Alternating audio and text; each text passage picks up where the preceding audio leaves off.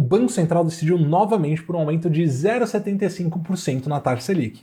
Esse é o segundo aumento consecutivo em 2021, depois de 6 anos seguidos de queda. A gente começou o ano em 2% ao ano, foi para 2,75% em março e agora 3,5% em maio. Mas por que esses aumentos estão acontecendo? Como que isso impacta a economia? Como isso impacta o dólar? E principalmente, como isso impacta os nossos investimentos? Essas perguntas e muito mais eu vou responder nesse vídeo aqui.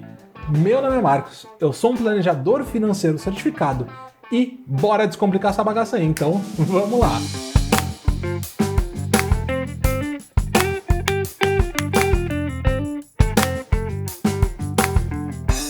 Conforme você já sabe, a taxa Selic é a taxa básica de juros da economia. Quando a taxa Selic cai, fica mais barato para o governo emitir dívida, fica mais barato para a empresa e para a pessoa física pegar dinheiro emprestado e fica pior de você deixar o dinheiro parado no banco rendendo. Tudo isso faz com que o dinheiro saia dos bancos, entre na economia real, onde empresas contratam pessoas, empresas criam projetos e as pessoas consomem mais. Só que como a economia está estimulada, tem mais consumo, existe uma pressão inflacionária, porque se tem mais dinheiro e mais pessoas estão comprando as coisas vão ficando mais caras conforme o tempo passa. E a questão é, a gente nunca pode esquecer que a Selic serve para o Banco Central como uma maneira de controlar a inflação. Esse é o principal objetivo dela. Nesses últimos 6 anos, o Banco Central usou a Selic para criar estímulo econômico porque a gente estava em uma recessão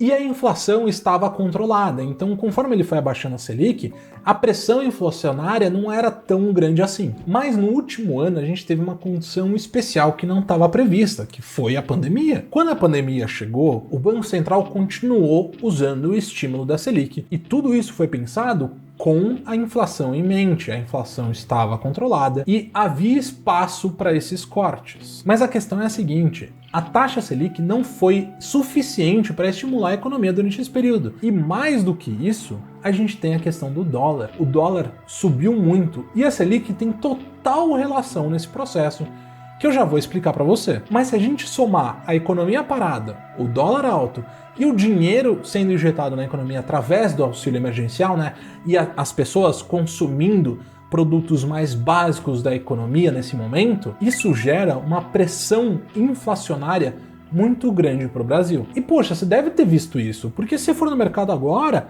você vai ver como as coisas subiram de preço. E não só no mercado, gasolina, tudo que o dólar impacta muito fortemente. Presta atenção nisso aqui que eu vou falar agora. Porque qual que é a questão aqui no Brasil? A gente tem uma economia muito baseada em commodities, em matéria-prima, como soja, como ferro. Então a gente extrai o ferro, mas não produz um computador. Talvez esse não tenha sido os melhores dos exemplos, mas você entendeu a ideia. A gente tem que importar um computador produzido em outro país. E a questão é a seguinte: em uma economia com poucas indústrias e muitas commodities, quando o dólar aumenta, isso impacta demais a economia do nosso país. Por quê? Porque se o dólar sobe, fica mais interessante para quem vende esses insumos de matéria-prima vender para outros países. Você vende sua soja, por exemplo, em dólar e você ganha muito mais dinheiro com isso do que vender para o mercado interno. Então, as próprias commodities, as próprias matérias-primas do nosso mercado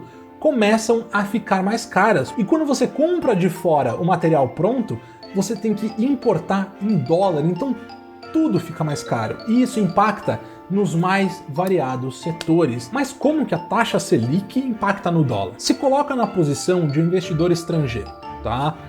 Você está investindo aqui no Brasil e você está ganhando 10% ao ano. E aí o Banco Central decide que ele vai reduzir as taxas para 2% ao ano. Você está assumindo exatamente o mesmo risco, só que você está ganhando 5 vezes menos. E na verdade você tem o mundo inteiro para investir, você não tem só o Brasil. Então o que você faz? Você tira o dinheiro do Brasil e vai investir em um outro país onde você entenda que o risco em relação ao retorno tá fazendo mais sentido. Para que você vai correr risco demais em um lugar que você está pagando de menos? Tem várias outras ofertas ao redor do mundo. Para fazer isso, eles precisam vender real e comprar dólar, né, para tirar o dinheiro da economia do Brasil. E fazendo isso, o real acaba perdendo valor. E lógico que a questão do dólar alto não é só a Selic. Também tem questão da dívida pública, tem questão do risco político, mas a Selic influencia. Até o final de 2020, o Banco Central olhava para tudo isso que estava acontecendo e falava: tá tudo bem, a minha inflação está dentro da meta. Enquanto a inflação estiver dentro da meta, eu não vou me preocupar e vou continuar tentando estimular a economia. Só que o Banco Central sentiu que a pressão inflacionária estava alta demais e decidiu mudar a trajetória da taxa Selic aqui no Brasil para reduzir exatamente essa pressão inflacionária. Então, por tudo que eu te expliquei, você já deve imaginar que o dólar tem a tendência agora de cair. Mas se liga nisso aqui, a gente deve ter mais altas da taxa Selic. Essa alta para 3,5 ainda não foi o suficiente para o Banco Central sinalizar que ele vai parar de aumentar. Inclusive, no último relatório de inflação aqui do Banco Central, o degrau dos juros neutros, que seria o neutro da atividade econômica, né, onde ele não está estimulando mais a economia, seria em torno de 6% ao ano.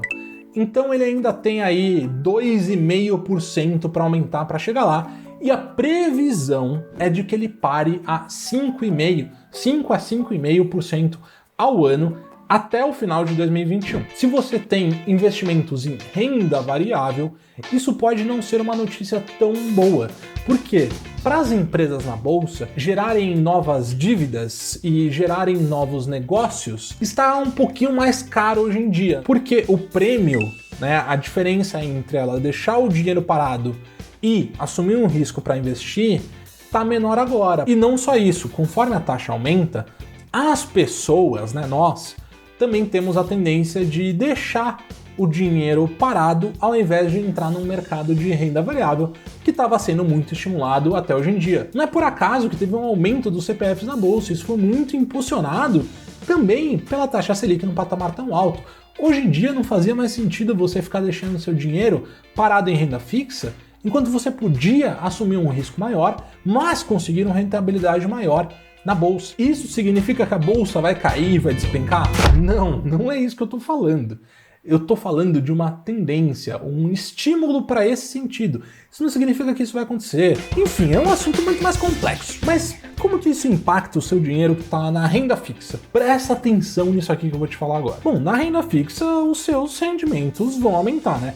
Principalmente se eles estão em pós-fixados, né, que estão vinculados normalmente ao CDI. Você chegou até essa hora desse vídeo e não sabe o que é CDI e Selic? Pelo amor de Deus, clica aqui no card, vai. Mas vamos olhar os rendimentos aqui, o que a gente pode esperar, né? A poupança, ela vai passar agora a render 2,45% ao ano, que é 70% da taxa Selic, mais ou menos 0,2% ao mês. O CDI, ele deve ir ali para mais ou menos 3,30% ao ano, que vai te dar uma rentabilidade de 0,27% ao mês. Mas e o seu dinheiro lá, que está no PicPay ou no Nubank, que você pode esperar? Bom, no Nubank, ele deve manter a rentabilidade ali de 100% do CDI, então eu quero trazer uma questão aqui do PicPay, na verdade, porque ele estava dando 210% do CDI, quando a taxa Selic subiu, ele já baixou para 150%, e conforme a taxa Selic for subindo e o CDI for subindo, né, consequentemente, o PicPay deve diminuir essa remuneração e é bom você ficar esperto, porque aí você deixa seu dinheiro parado lá, achando que você está ganhando bonzão 210% do CDI e você não vai estar, então fique esperto. Mas a questão que eu quero trazer aqui é a seguinte, o IPCA 15 dos últimos 12 meses ficou em 6,17% ao ano. Então, mesmo que essa taxa vá para 5,50% ao ano, por mais que você ganhe mais deixando seu dinheiro no Tesouro Selic, num CDI da vida ou na poupança, você vai estar perdendo para inflação. Então você tem que buscar maneiras de proteger o seu dinheiro da inflação. Você pode fazer isso através de um Tesouro IPCA, você pode fazer isso através de ações, pode fazer isso através até do fundo imobiliário. Se você quer ver esse tema num vídeo, comenta aqui embaixo. Quero proteger meu dinheiro da inflação, que eu vou entender que vocês querem nesse vídeo e aí eu faço. Se você gostou desse vídeo aqui, eu tenho certeza que você vai gostar desses outros 2 vídeos aqui. Então clica aí e a gente se vê no próximo vídeo.